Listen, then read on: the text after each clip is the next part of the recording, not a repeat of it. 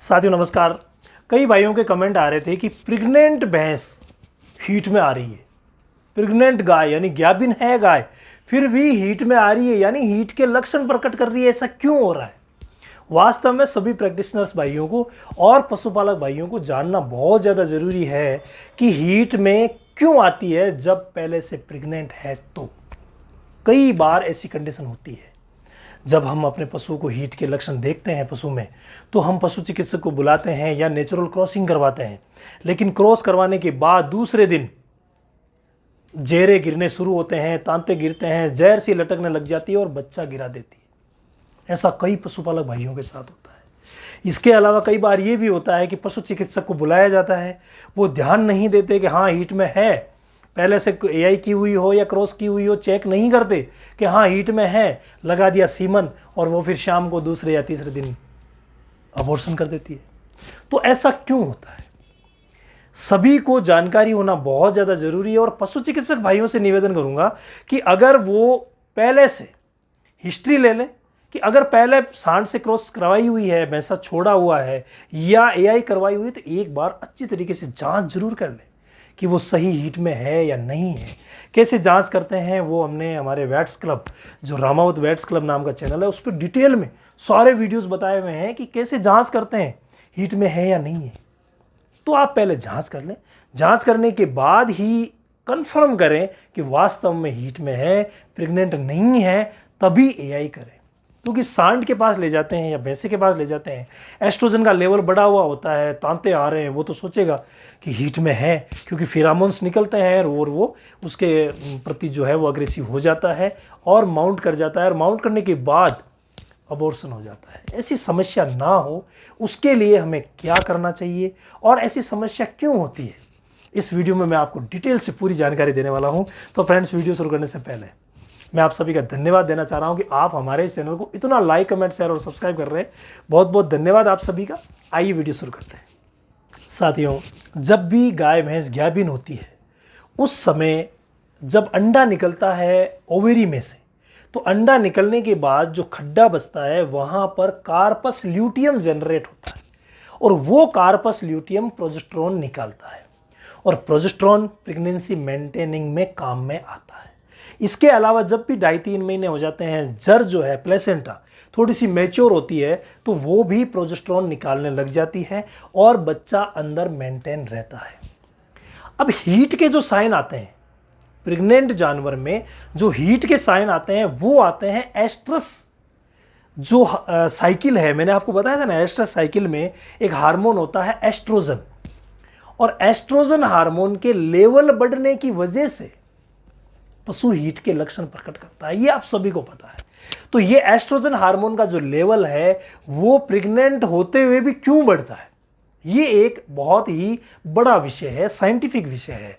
देखिए, इस विषय पर मैं प्रकाश डालूं इससे पहले आपको बता देता हूं कि दो बातें इस कंडीशन में होती है। अगर मान लीजिए प्रोजेस्टेरोन का लेवल अच्छा खासा है पशु के शरीर में और एस्ट्रोजन का लेवल भी बढ़ गया है, कई बार ऐसा होता है, तो उस कंडीशन में क्या होगा, पशु हीट के लक्षण प्रकट करेगा लेकिन अबॉर्शन नहीं होगा, क्योंकि प्रोजेस्टेरोन का लेवल भी ठीक ठाक है और इधर एस्ट्रोजन का लेवल बढ़ा है, तो हीट के लक्षण प्रकट कर जाता है और 20-21 दिन बाद और भी कर जाता है, उसके बावजूद प्रेग्नेंट रहता है, क्योंकि प्रोजेस्टेरोन का लेवल जो है वो भी बढ़ा हुआ है। इसके अलावा कई बार ऐसा होता है कि प्रोजेस्टेरोन का लेवल घट जाता है और एस्ट्रोजन का लेवल बढ़ जाता है। उस कंडीशन में फिर उस पशु का अबॉर्शन हो जाता है, क्योंकि प्रोजेस्टेरोन जो है वो प्रेगनेंसी को मेंटेन करता है और यहाँ पर जब उसका लेवल डाउन हो गया है तो प्रेगनेंसी मेंटेन रहेगी नहीं, और एस्ट्रोजन का लेवल बढ़ गया है तो हीट के साइन भी आएंगे, यानी पशु बोलने लगेगा, दूसरे दिन या शाम को गहरे तांते आने लगेंगे, जर के टुकड़े से आने लगेंगे और बच्चा गिरा देगी गाय भैंस। ऐसी कंडीशन होती है। अब देखिए, ये प्रोजेस्टेरोन का लेवल क्यों गिरता है। कई बार बच्चेदानी में मान लीजिए इन्फेक्शन हो गया, हालांकि ये जो होता है वो किस मौसम में होता है। देखिए, मौसम जब भी परिवर्तन होता है या गर्मी होती है उस समय ऐसा होता है। हम देखते हैं कि सर्दी के मौसम में या बारिश का जो अंतिम सीजन होता है उसमें गाय भैंस गाभिन होते हैं, या सर्दी जा रही होती है उस समय गाभिन होते हैं। तो गाभिन होने के मौसम में वो गाभिन हो गई, तो जब गर्मी का मौसम आगे आएगा उस समय स्ट्रेस की वजह से ऐसी कंडीशन हो जाती है। यानी मेनली इसके पीछे रीज़न जो है वो स्ट्रेस का माना जाता है। इसके अलावा इसके पीछे जो सेकंड रीज़न होता है वो बच्चेदानी में इन्फेक्शन का भी होता है।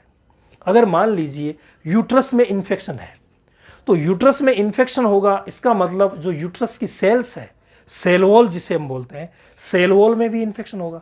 और सेल वॉल में जो हार्मोन निकलता है सेल वॉल से, उसे हम PGF2 अल्फा बोलते हैं, प्रोस्टाग्लैंडिन्स।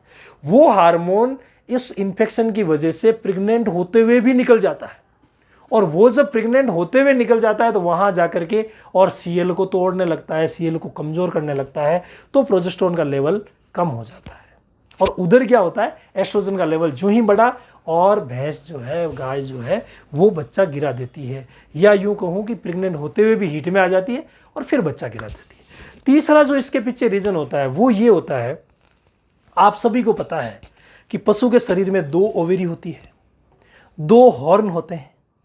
तो ओवेरी 2 होती है, लेकिन अंडा एक ओवेरी में से निकलता है, और उस एक ओवेरी में से जो अंडा निकला है वही अंडा उसी साइड की फैलोपियन ट्यूब में आएगा, और वहां पर जो शुक्राणु आया है उस शुक्राणु से मिल जाएगा, और मिलने के बाद वहां पर जाइगोट बनेगा।